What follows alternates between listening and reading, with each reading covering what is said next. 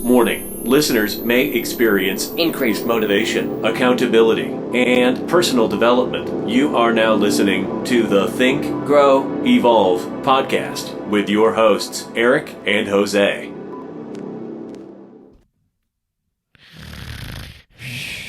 Damn. Hopefully people don't have it too loud. Shh. Oh shit, dude, we're recording a podcast? Yeah, we You pressed record? Dude, bro, I was sleeping. Yeah, how much sleep are you running on right now? Not much. And Yeah. that is exactly why we are talking to you guys about one of the most important and super underappreciated thing on the planet Earth. That everyone Let goes them through. let them guess what it is. Give it a couple seconds.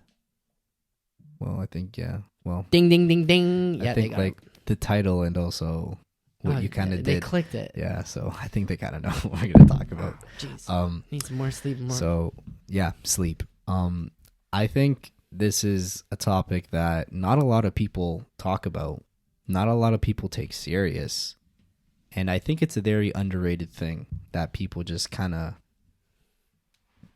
just like, I don't remember anyone really talking or taking serious sleep. Like I didn't give a damn. Are you kidding? like it's crazy because it's something that all of us do, and it's something that we spend a good portion of our life doing, but yet there is, I guess, research out there, but you would expect there to be a lot more, right?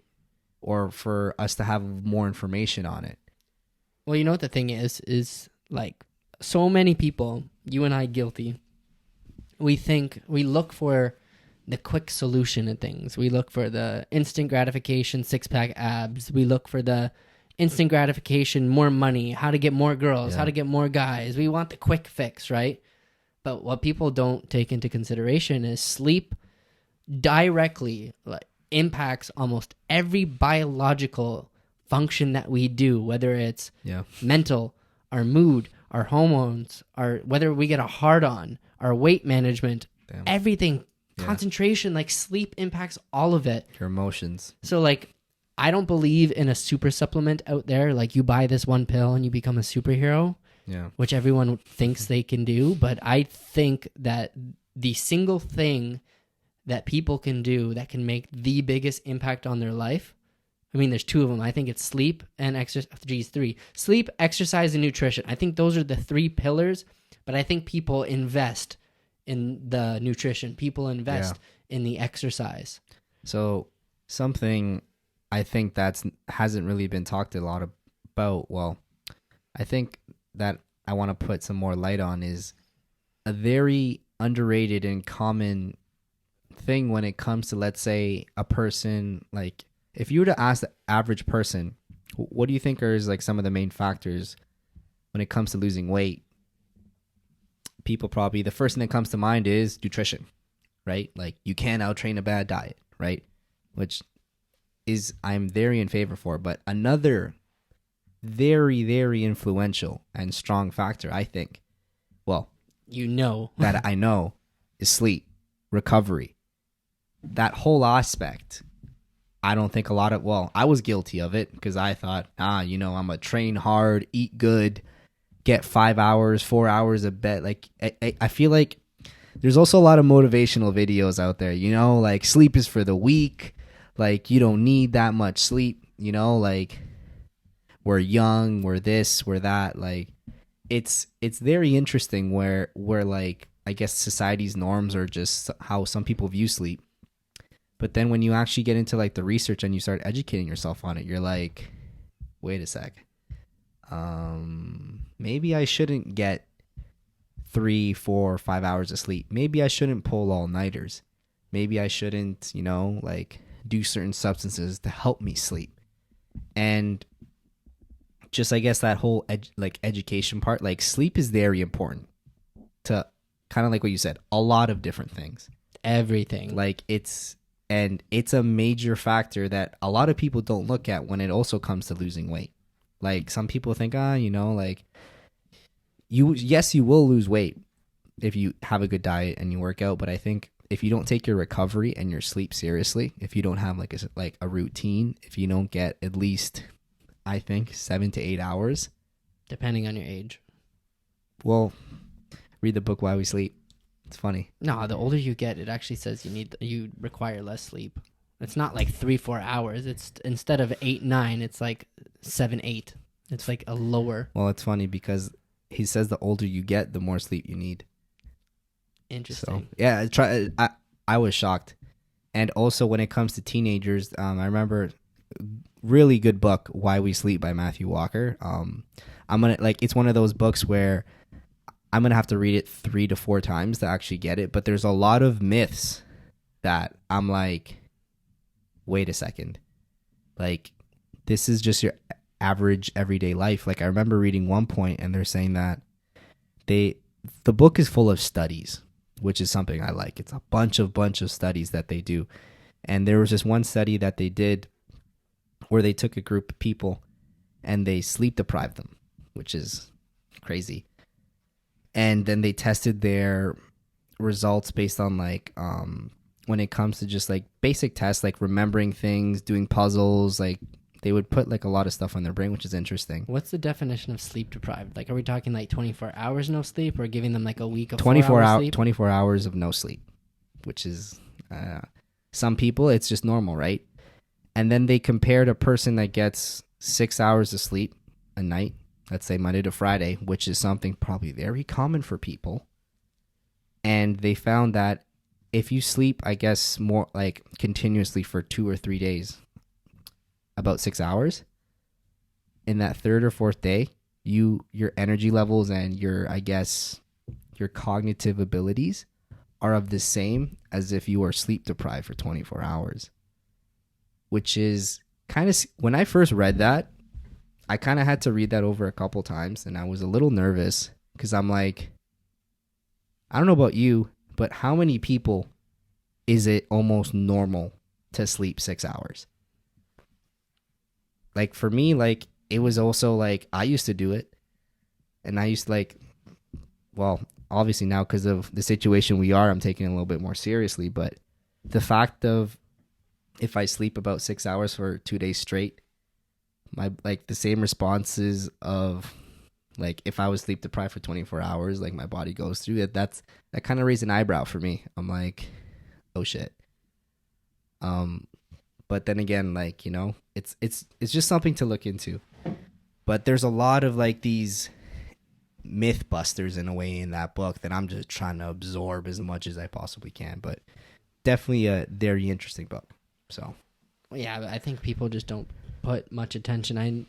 We sleep for 33% of our lives. If you sleep for 8 hours a day, and I know, like, I had a very, very bad relationship with sleep growing up. Like, have you ever heard of revenge bedtime procrastination?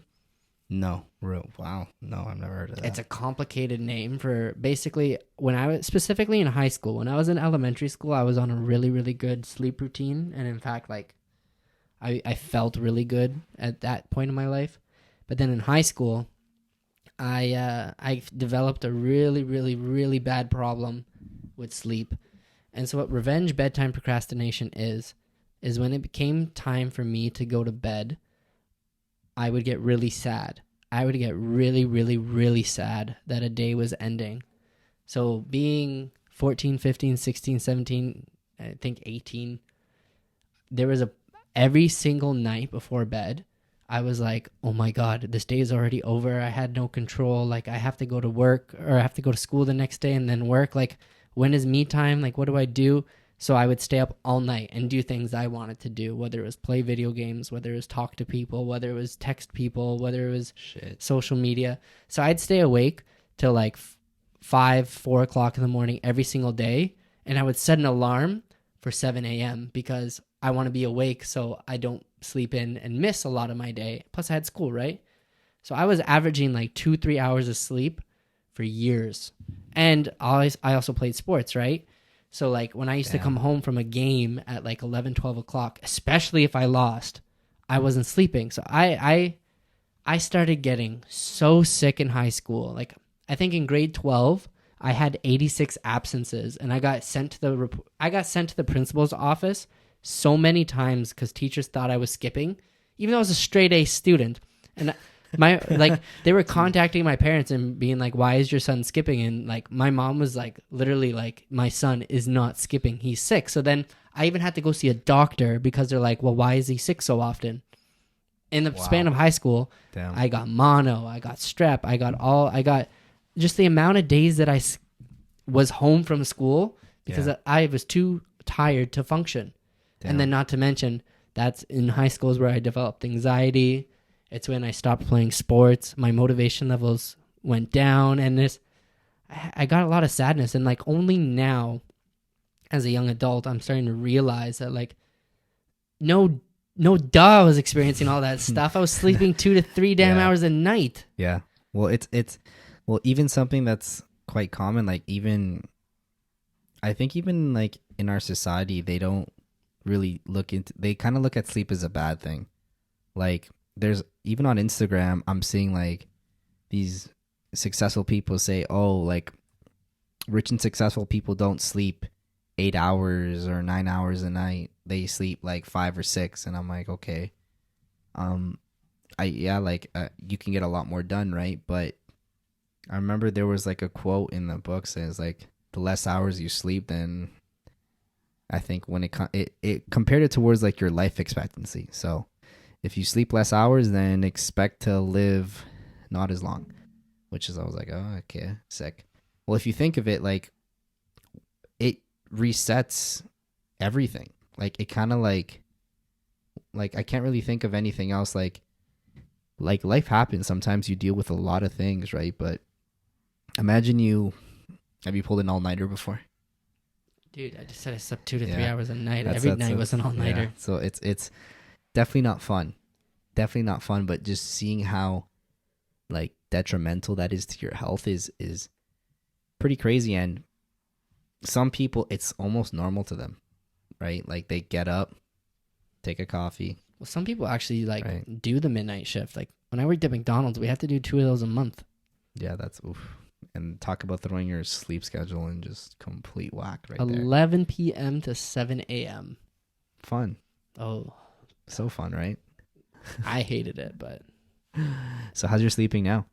Not perfect, but it's definitely something that like I've put a lot of work in, a lot of research, and done so much better. And you know what actually like inspired the change, which is funny? You would think it would be the health or the getting sick. Or it was one day I was at work and and this wasn't the first instance. This was maybe like the 20-something instance that this has happened. But someone comes up to me, and I actually took my time to get ready. I showered, I brushed my teeth, cologne, shaved. Yeah. And one of the regulars comes up to the bar and goes, "You doing okay? You look really tired." And like that wasn't the first time I've heard that. Yeah. People have told me that all the time. And then I was like, wait. Do I look that freaking exhausted? Wait. Me not sleeping is good. And I had bags. I had dark circles. I mean, like, I still have dark circles, but they're, like, not as bad as they were, like, a couple years ago. But that's what it took, believe it or not. Wow. That's... Well, like, it's, just me just being into fitness and stuff. I just kind of do, like, research on all these aspects. And then the recovery side is another huge thing. And then I remember for the first time, like, just finding out that, like, sleep is actually very important when it comes to weight loss. And then I did my own little research, just because the first thing that came to my mind is I'm like, yeah, like, I think nutrition is huge. It's like, yes, it is huge, but another equally, if not more, sometimes, and everyone's individual is sleep. And then I'm like, oh shit. And it's something everyone does. No matter who you are, you sleep. Right? It's just something that just happens to us. And I feel biologically required by almost every species. That's another thing is for just kind of like what we said earlier is like sometimes you go through life, sometimes you go through stress. That's like sometimes you go through, let's say, a new job or like a new pay raise, or let's say you want to buy a car, a house, you want to create a new habit. It's good to kind of like rest your mind, because your body and your mind need to rest. All the pounding you give it, like daily, right? Especially if you are working like a high stress job, very physically demanding job, then I feel like it's good to have that type of recovery, right? But is there something for you personally that you've done that has really changed, I guess, like your sleeping habits or your like a routine or Every single little thing that is going to be said in this episode is things that I've had to change. Like, yeah. we're talking like it's not one or two things. It's a lot of things that I implemented. But I think, so the first thing that I want to talk about that helped me in my specific case, because that's the best thing I can talk about, is my mindset towards sleep. So before, I used to look at sleep as it's the ending of the day. Yeah. Like, today's over, you're one day closer to dying. You all, look at your childhood going by. No, it sounds like you're laughing because it sounds ridiculous. Yeah. But at that age, I was like, I don't want to get older. I want to stay young. Don't go to sleep. And that's scary. Yeah. But now it's like, I earned this rest. It's time to rest. I can't wait to start tomorrow. Like, I actually I've gotten to the point where I'm in bed now, and I literally say in my brain, I go, yeah, that feeling, man. And that feeling of like, it's time to rest, dude. Yeah. Oh, like, if I wish you guys listening could like see the smile on my face when I compare to scared teenager Eric hating bedtime to me now, like, enjoying that moment. It's such a powerful thing that I think has like allowed me to make all these changes that I'm going to tell you guys that I worked on. Yeah. But like, what a freaking difference, man. The mindset thing was big, and it's what the days that I didn't want to make the changes, the why is what kept me making the changes. And plus, girls were saying I had dark circles. Screw that. Screw that. Yeah, that's see, I think that's a huge thing, your mindset towards sleep, because like the start of me just doing more information on sleep, like I like followed a lot of these, like I follow like a lot of like these influencers like Gary V, a bunch of these people that are, I guess, like well off, like, and something that I found quite common with these, I guess, like financially successful people is they kind of not demonize sleep, but they kind of looked at it as like a waste of time, right? And there was a period of me where I kind of looked at it as like, all I need is 6 hours of sleep. If I get anything more than 6 hours of sleep, like, what are you doing with your life? Like, I was kind of like beating myself like for a period of time, like, oh my God, like you're sleeping too much. Like, I would work out like pretty intensely. I don't know, get like a good amount of steps a day and just deal with life and stuff. And then be like, no, all I need is 5 to 6 hours of sleep. That's it. And for a period of time, like, I'm like, I had in a way, not like a negative, but like kind of like a not so positive look on sleep. I'm like, I looked at it as like kind of like a waste of time. But now, as I've been a little bit more educated when it comes towards that, I'm looking at it from a different point of view. Kind of like I kind of look at it from the more of a point of like recovery. Like, okay, like time to refuel for the next day. Just my body, my mind, like just because if you think of it, man, like your lungs are going, your heart's going, your organs are just going, you're breathing, like all these things are just so natural to us, like that it's just, we don't really need to think about it. Our body just does it, right? So I kind of think of sleeping as kind of giving back to our body, like, you know what? You can take a break for now. So that's like, and kind of like what you said, I think mindset is huge. So that was kind of like, yeah, like if anything, like step one is like maybe switch your mindset when it comes to sleep. Yeah, the next thing I want to talk about is something that, so there's a lot of tips we're going to give in this episode, but like these are some of the major ones. And one is blue light exposure. Oh man, you were the first one actually. Yeah, it's funny you say like that app, that setting on your phone. Night shift. I had no idea. Funny thing, I was educating myself on all of this shit, and I remember, I don't know how the conversation happened. I'm like, yo, what? I'm like, what is that? And then you're like, yo, it's blue light exposure or daytime some shit. Night shift. Yeah, night mode or some shit. I'm like, wait, what? You're like, yeah, you can just put it on your phone. Yo, and your laptop. I and your shit computer. you not. I'm like, I fell asleep.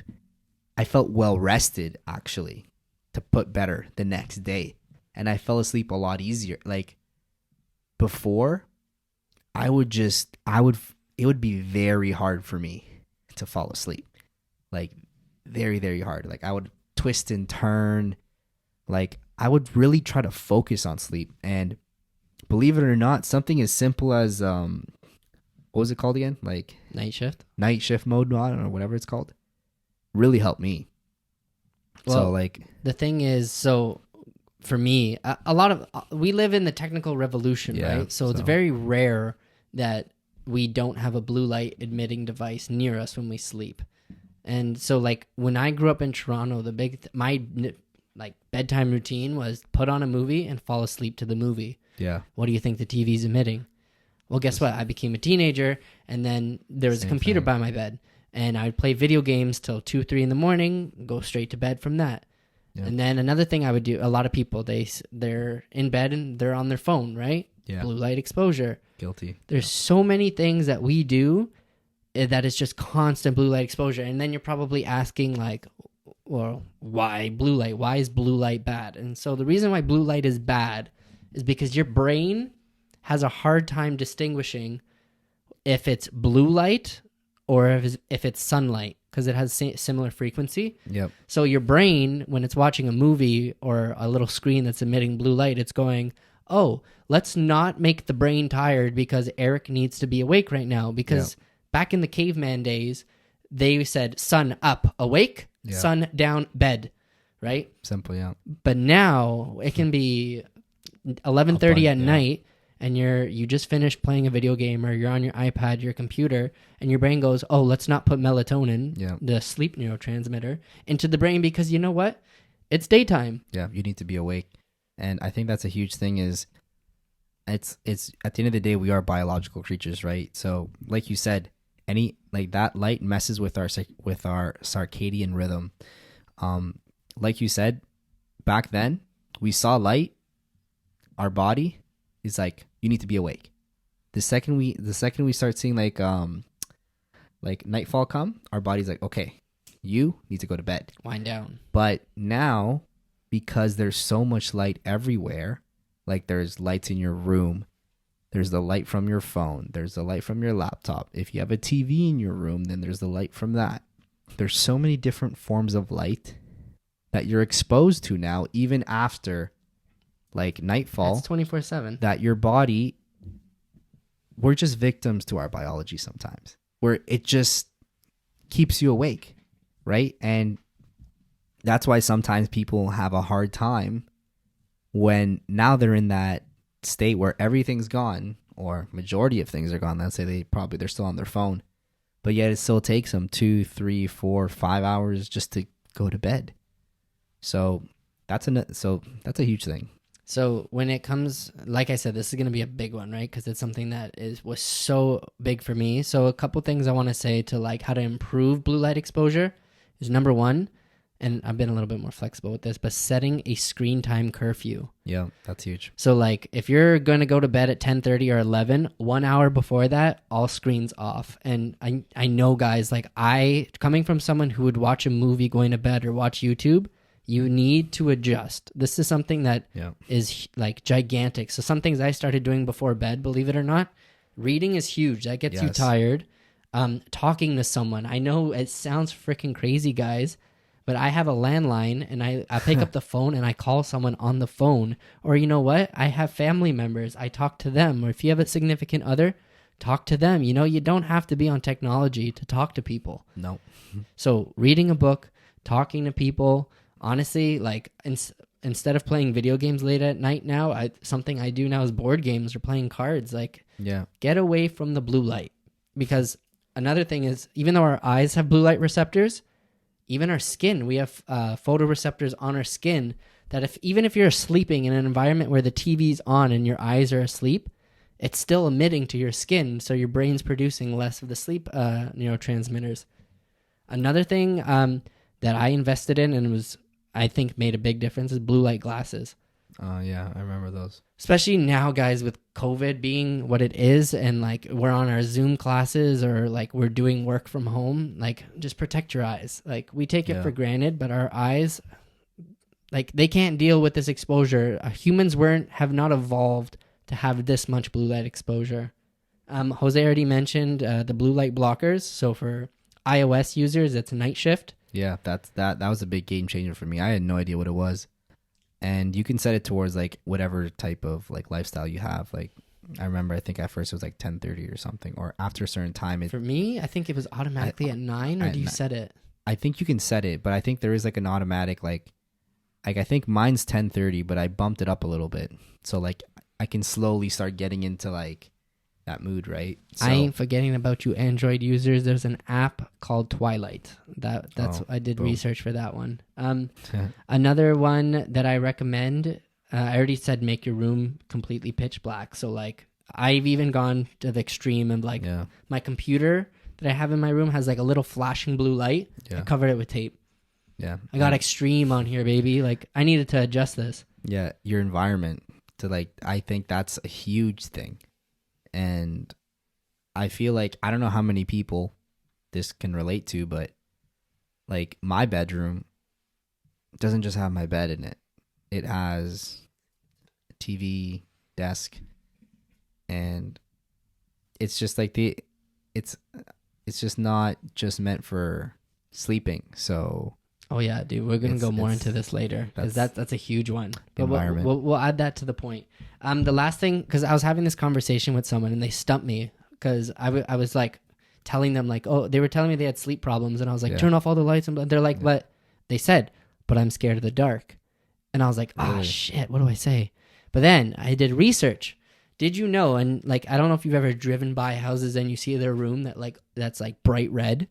Yeah. Or it's not bright, it's like dim, but red light is the same frequency as like, so you know how there's like different light spectrums or spectrums of light? Yeah. Blue light is the one that simulates sunlight. Red light simulates fire. What did our ancestor cavemans grow up with? Like, they used to sleep by fire. They used to sleep by candlelight.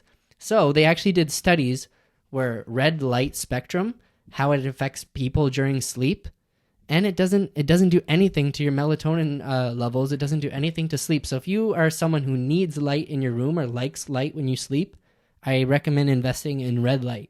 Interesting. Not only does it look cool, it's kind of sexy. Interesting. I've looked a little bit into, I don't know if you heard about red light therapy. That's a big thing right now. Even red light fitness. Yeah, I don't know if that has anything to do with that, maybe. But all I remember knowing is that the red light does promote a lot of ATP, which is good, like for a bunch of different reasons when it comes towards like your body. But that's very interesting. I never really thought when it comes, well, if you think back to like, I guess like the caveman days, and they used to sleep by fire. Yeah, no, that's pretty, well, that's a pretty cool tip. Even like past cavemen, the people that didn't have electricity, they had candles in their room, right? Yeah, no, that's pretty interesting. I guess, yeah, for some people that are afraid of the dark. The next thing, man, the next big one that I was victim to is caffeine. Caffeine. Yeah. Or as what caffeine does is copy. Yeah, that's it. So let's get right into the beef of the coffee beans and why it's bad.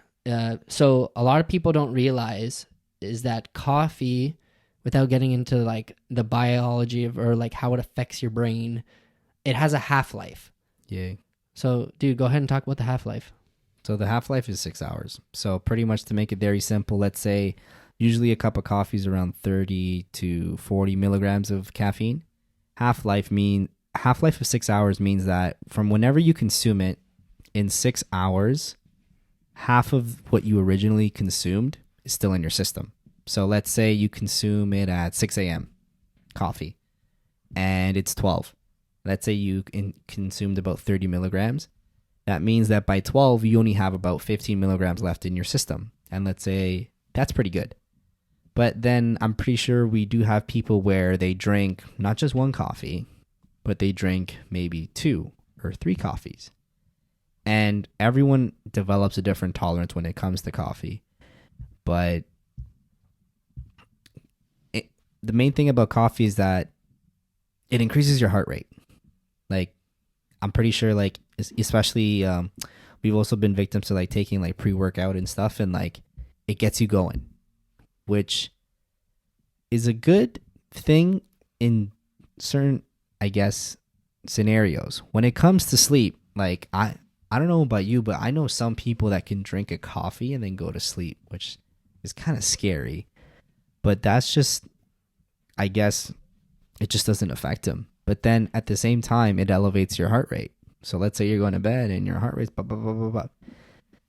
It's I don't think you'll get the best quality type of sleep, but ideally, just going back to like that, like the whole half-life thing is just keeping that number in mind. Is, let's say whenever you do consume coffee or caffeine, espresso, whatever you do, tea also has caffeine, is just to be aware. Like, let's say if you have a routine and you sleep at a certain time, ideally you would want that caffeine out of your system. So yeah, no, I think the biggest takeaway from that is the caffeine curfew, because yeah, I like that. So at my worst state, when I was really tired, I would have a coffee in the morning, I would have an espresso midday, Ooh. I would have pre-workout double scoop before going to the gym, and then a tea before bed. Wow, so we're like, that's four. Not to mention, I loved Monster. So like when I got to play video games, energy drink. Like, I'm surprised my heartbeat used to just be like brrr, one constant beat, literally. Wow. But I think the biggest thing I've implemented is now, like, I don't have caffeine after 2 p.m. 2 p.m. is my cutoff. Wow, no, that's good. And the other interesting thing that I don't know if you realize this is the trend that I'm seeing with caffeine is, I don't know if you remember, but back then they demonized Red Bull when it first came out, right? And I don't know if like people have realized how much milligrams of caffeine a Red Bull actually has. And it's about 80, which is crazy. And they remember when they were saying, oh my God, you're going to get like heart problems and just all these bad things. But if you look at something as to a Monster, or if you look at new energy drinks, they put Red Bull to shame. And it's very interesting to see as to some people say, yeah, Red Bull doesn't do anything, or Monster doesn't do anything. And it's crazy how now something that was demonized a couple years ago is like baby food now. Cool now. Yeah, especially with Twitch being like Twitch gaming being such a thing. It's a pretty scary thing if you look at it as to some, like, there's some people that have a crazy tolerance towards caffeine, which I want to bring. I'm gonna interrupt subject, here because I know you're saying a lot of people like they can have coffee at night and it doesn't affect them. And heck, I have people in my family that do that. Yeah, that's like the same. An Italian tradition is after you eat dinner, you have an espresso after, like, which is wild. Whack. But even to the people that don't get affected and I can have a cup of coffee right before bed and fall asleep. A lot. Well, you know what also puts you to sleep? Smoking a joint. You know what else puts you to sleep? Alcohol. Getting drunk off of alcohol. You know. All of those things, just because you are asleep doesn't mean you're sleeping. Your brain gets put into a state of, what was the word? Synthetic sleep. Mm-hmm. It's fake. Your brain's not resting. It's, in fact, being tricked. It's like passing out as opposed to falling asleep. When, like, the main thing I think that you're trying to get at is the quality of sleep. It's quality over quantity, for sure. Like, if you consume anything to help you sleep, like kind of like what you said, like alcohol, caffeine, other substances, and it helps you sleep, like, okay, it may help you sleep, but the quality of sleep that you're getting is empty sleep. Like, kind of like, it's, if anything, it would be a lot better if you did not use them at all. Well, let me use another example. What's the difference between eating 600 calories of a Big Mac and 600 calories of a nice spread of protein, vegetables, and carbs? They're the same amount of calories, but one's going to provide different nutrition, where one's going to just provide the empty 900 or whatever calories they said. One is highly nutritious, bunch of micronutrients, macronutrients, like a lot of good things, compared to the other one, like you said, that's a really good example. Same amount of calories, but not really the best. It ain't the same thing, baby. It ain't the best. So I think that's a huge thing. And just the book that I'm reading is really going deep into it, like deep sleep and REM sleep, which is the importance of both, and just it's very interesting as to a lot of these substances actually remove your REM sleep, which is something that we need. And I found that quite interesting. So obviously we are human, right? Like we are gonna, like, there's some times where you're gonna go out to a bar and, you know, you drink and stuff, but ideally don't use these substances to help you sleep, because it's kind of like, isn't there like there's like a saying, like a false fallacy or something? I don't know. But yeah, that's I'm trying to think of it. It's not coming to my mind. Think about it, man. If it comes up, just don't let it escape. Just jump on it. Yeah. But those are those are the two big things that like I had to change, and like that made a big difference, because with the amount of caffeine I was having and the amount of blue light exposure, I was destined for crappy sleep. But a couple minor tips that are like just as important, but like maybe like they weren't as influential for myself. So 2 habits that I implemented were meditation. I personally started doing meditation in the mornings, and then I kind of like dabbled in right before bed. And the right before bed, doing this thing called sleep visualization was really, really nice. I liked that a lot. That getting to a mindful state, more calm, more relaxed. It was like allowing me to wind down before bed. Another thing with journaling that was like freaking amazing is like a big problem I had with sleep is before bed, dude, my mind was racing. It was like, didn't thought. Yeah. Who did I see? What did they think? Oh, remember who saw me screw up here? Oh, hockey, I let in too many goals. Like, it was just going. And what journaling allowed me to do was just write some of it down. Like, I don't think there's a rule book on how to journal. Like, I YouTubed it. But some things I did when it came to journaling is I did point form notes, because like my brain was like a rabbit hole. And every thought that came to my head, wrote it down. And then another thing, I would write paragraphs. I would write almost a story of like, I remember this one day I wrote a story of like, why am I feeling upset right now? Why am I not able to sleep? And I was thinking about my childhood, and I was thinking about the expectations I had of myself and how I wasn't achieving of what I wanted to do. And you know what? After that, like, we're like 3 damn pages, single spaced. Damn. After I was done, I was like, I felt like my brain was quieter. It wasn't like silent, but all of a sudden it wasn't racing anymore. Yeah, you just have to like get it, like just kind of like vent in a way on paper. And you know, someone said this to me so beautifully, and because I again, going back to meditation, sorry to go back and forth, but like I didn't meditate for years because I've tried, and I was like, my brain would just follow a thought. So like I'd be like, focus on your breath, in through your nose, out through your mouth, and then meanwhile I'm like, what did my mom make for dinner? Oh shit, remember that fight? Oh, my homework. And then I was like, all of a sudden I'm like 38 seconds into meditation and I'm distracted. Yeah. And then, so 2 things I have to say for people who would want to get into meditation but are having difficulty is 1, stick with it. Like keep practicing, keep practicing, and you'll get more comfortable with it. And 2 is something that like someone I'm really close with told me is, think of your thoughts like a highway. When you're driving in your car and cars are driving beside you and cars are passing you, let the car pass you without looking at the driver. And what the cars are is your thoughts. You're driving and your thoughts are going by you, but are you going to stop, turn around, look at who's driving the car? No, you acknowledge that the car is coming and you let it pass. Your thought is coming. Let it pass. Just let it pass. You don't have to go deep into the thought, because that's the thing about the rabbit hole is if you think, oh, what did I have for dinner? Oh, then the calories. And then, oh, remember when I had that? And then like if you follow the car, that's when you get into trouble. So just let the cars pass you. And maybe it doesn't resonate with someone, but it really resonated with me and I liked it. Interesting. I've never thought of it like that. I mean, whatever floats your boat, right? Yeah, no, that's a very cool analogy. Another thing that I recommend for y'all that is invest in a good mattress. If you're going to be sleeping 33% of your life, just like it's worth the money, guys. And another thing, like being a student over here and being broke as hell, another thing that you can do is to buy a topper. Like, you know, Costco sells those little memory foam toppers that you put on top of your mattress. They mad comfy, and they're like $100. Yeah, pillows. Pillows is another thing. Pillows and sleep position, I think, is another huge thing. Everyone, I guess, has their own type of sleep position. Obviously, the best one is on your back, and I sleep in one of the worst positions, which is on my stomach. So that's one of the things that I've been trying to change. But that's hard.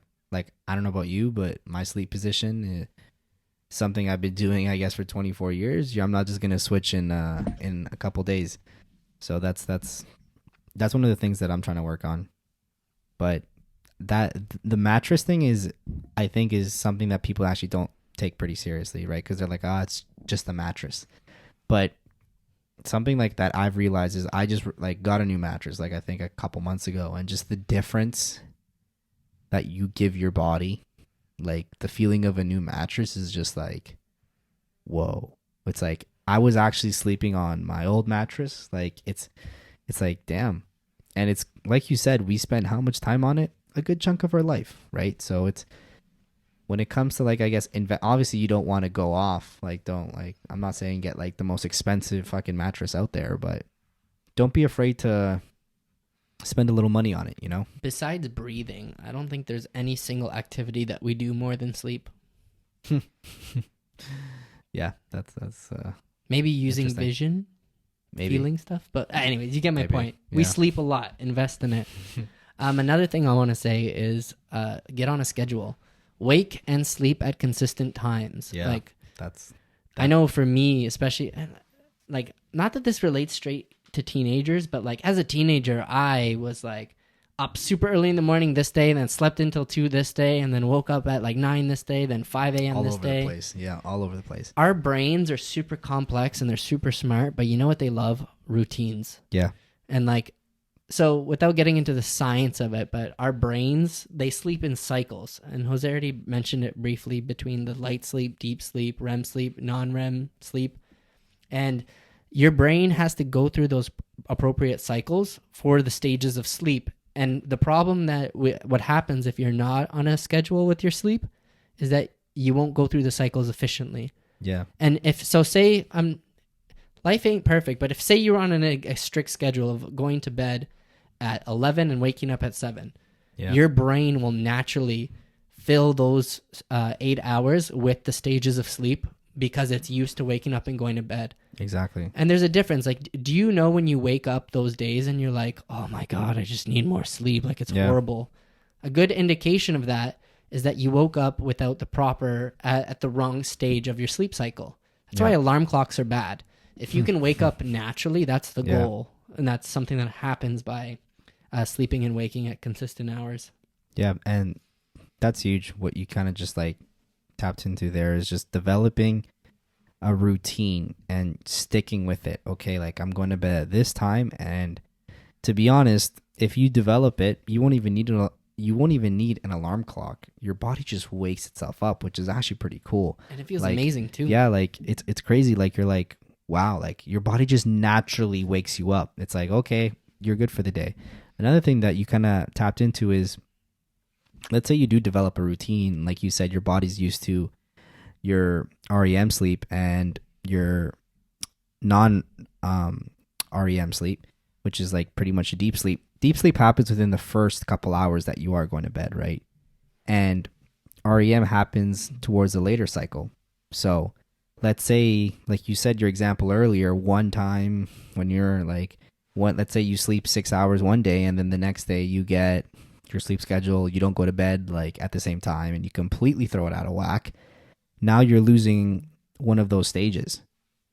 And in order to get those stages back, I remember the book kind of put it in very simple terms is, if you can think of debt, if you miss one of your stages, think of increasing your sleep debt. So something as simple as like kind of like student loans and stuff. So let's say your routine or your sleep routine's out of whack and you miss a stage, you get interest. And if your routine doesn't go back, or if you don't pretty much like, you can't just like sleep it off. Like you have to continuously have good habits when it comes to like managing your expenses. If you have good spending habits, you won't be in debt. But if you had bad spending habits, same thing as if you had bad sleeping habits and you sleep like at completely random times with no structure, then you're going to build a lot of sleep debt. And then that's why sometimes people, there were some studies showing when it comes to just regulating your emotions. And I found that pretty interesting, is just there's a lot of things that come as a consequence to not getting enough sleep. And I feel like a lot of people can probably relate to that, being like sleep deprived, just angry at the world. If annoyed. you men need a better reason to want to sleep, that's another thing. If you average 6 hours of sleep or less, your testicles will shrink about 10% smaller than someone who sleeps till 8. Yeah. So now if you ain't motivated to catch them Z's, think about that. Also, like your libido and your sex drive that's another huge thing. So that's another huge thing. But like it's the main thing I think like we're trying to get at is just the importance of developing a routine, right? So sleeping is amazing, but if you can like develop, let's say I go to bed at this time and I wake at this time consistently, then you're doing something good. So, bro, I want you to talk more about the environment thing, because that's something else that I had to do big time. Yeah. So going into what I said earlier, one of the things that, just the way my room is like, I have my laptop, I have my TV, I have my Xbox. Like I have a lot of things in my room. So I remember reading in like Atomic Habits, I think it was something I think that would help is just designating my room for a single task. So my room would be just for sleeping. Nothing else. No eating, no watching movies, nothing. Just simple. And it kind of like, it would kind of put me in a mode where the second I get into my room, my brain's like, okay, it's sleep time. Compared to now, how my room is set up is I go into my room, I have my desk, I have my Xbox, I have my TV. And sometimes if I'm feeling it, I eat. So there's all these different things that my brain associates with my room instead of sleep, which kind of throws my brain out of whack. So do you sleep with your dogs? Yeah, and that's a big one too. And then that's another that's another thing is I sleep with my dogs, and sometimes I don't mind it, but then like when I don't sleep with them, like it's like okay, but then I'm like, wait, where are they? Because I'm so used to sleeping with them. So it's kind of like it's just a weird. Well, that's like me sleeping without a movie now. Like it's weird for me sleeping in silence. Like I go to bed with headphones on, or I used to, and like damn. Now it's like I sleep in silence and I hear nothing. Like the sound of silence is interesting. Yeah. So I guess your whole sleeping environment is like another thing. Another thing I also heard is the temperature of your bed. Like your room. Yeah, even. I know there's like a specific temperature that it should be, but ideally you'd want it to be cool. Yeah. Like, and it all depends on how you sleep. If you have like night sweats and stuff. I could be wrong here, but I'm pretty sure it's different for men and women because men have a higher internal body temperature than women. Yeah. So there's actually a lot of products out there that I think like, I guess for couples or for married couples that it's like kind of like what one side of the bed is this temperature, one side of the bed is that temperature. So it's pretty cool, right? But everyone has like there is an ideal temperature though for sleeping. But just like your environment, I guess, is another huge thing. Like if you have the luxury of just like having your bedroom as just your bedroom, then take advantage of it, you know? Like, and I think nowadays, like this one was tricky for me, and it's gigantic. Jose's saying like your environment is like probably the third most important thing that we've talked about today when it comes to sleep. But if you're finding the idea, because like I like personally escaping to my bedroom, like that's my place in my house where it's me and like just you. So one thing I did is I established a rule and said I can keep my computer in my bedroom, I can keep my laptop in my bedroom, I can keep my video games, but nothing happens on my bed. I will not eat on my bed. I'll eat at my desk. I'm not eating on my bed. Yeah. I will not have my pets on my bed. When I'm on my bed, I'm going to sleep. I see. So even though it's not as strong of an association as Jose was talking about, it's still an association that puts you a step ahead of someone who's like freaking doing their homework, doing online work, doing the bed. I've done research and I've read the bed is for two things. It's for sleep and for the birds and the bees. Whoa.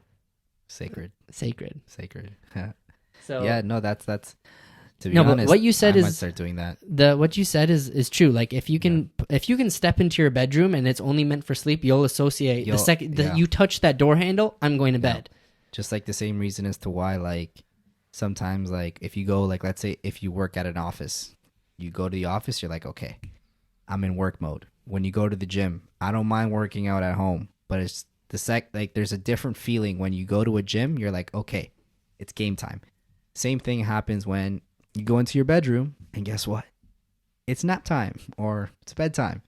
So that's I'm definitely gonna try that. I don't know how I'm gonna kick my dogs off because I kind of that's a rough one. I'm so used to rough one. Yeah, I'm so used to sleeping with them. So I don't know how that's gonna go, but. The last technique I would like to recommend is we already talked about routine, but one thing I would recommend implementing to your routine is doing a wind down period. So we already talked about the caffeine curfew. We talked about the screen time curfew, but like set a point in your nighttime routine where it's time to wind down. Yeah. So put the technology away and just get ready for bed. Like remember as a kid, when you're, I don't know, my bedtime routine was like at a certain time, go get your PJs on and like maybe have a glass of warm milk. Yeah, no, that's huge. Like that, like we as adults don't do that anymore. We grasp every last second of the day that we can, whether it's through Instagram, TikTok, YouTube, video games. Like we try to Netflix single-handedly keeps people up for hours, but as a kid, it was bedtime. Yeah. Put on the PJs, dude. I like that. Like, just like, if you associate different things, like kind of like putting on like your PJs, you're literally like, okay, it's time. Which is kind of like, if you can have those little things that you can relate to, like maybe your wine, like maybe something you may do is you wash your face. Right? That's a common one. Yeah, like you wash your face, you're like, okay, it's time to go to bed. You put your PJs on. Shower, bath, you shower, take off your makeup, change into PJs. Tea is something I really get. I have fun shopping for new flavors of tea. Damn. And then right before bed, tea, talk to my family, go to bed. Yeah, go to bed. Yeah, that's yeah, if you like, again, everyone is going to have their own little thing, right? But if you can find that for yourself, that is efficient for you, like then you're golden. You're going. That's for sure. You're going to bed. You're going to bed. You're going to bed. But that's I like that a lot. I'm definitely gonna try that bed one though. I don't know how I'm gonna kick my dogs out, but changes in your sleep don't happen overnight. You see what I did there? So many cheesy puns. Bro, work on your sleep. Don't sleep on it. Don't sleep on it. Jesus. Holy jeez. Definitely don't sleep on it, but we gave him a lot. Yeah, that's yeah, and if you guys want to know more, I highly recommend that book, Why We Sleep.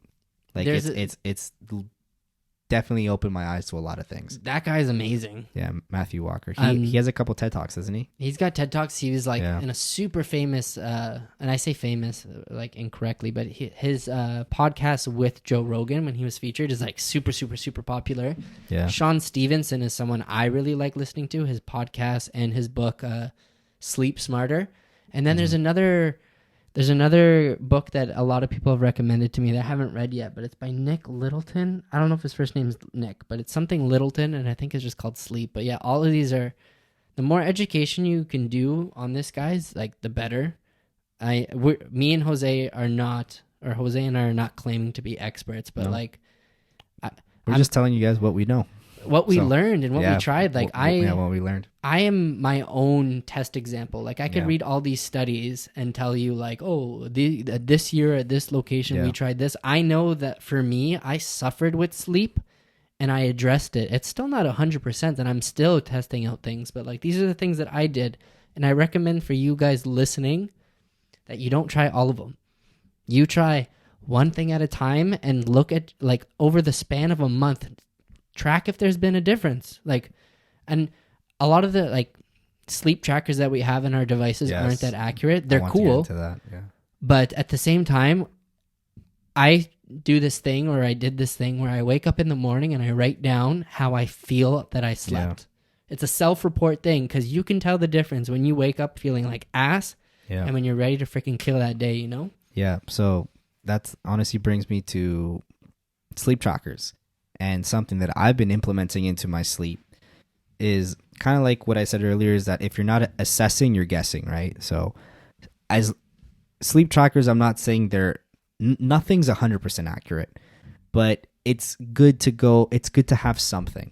So it's no different than using a scale. Even though it's not 100% accurate, it's a way to track progress. Yeah, so kind of like what you said is I have a watch that tracks my sleep, and I sleep with it every night. And the days I feel really refreshed, I go back into my app, and it tells me the different periods and the different stages of sleep, how much REM sleep, how much deep sleep I've gotten, and how much active sleep, like when you're kind of moving around. Obviously, that's what you don't want. But I look at that and I'm like, okay, what did I do in that day?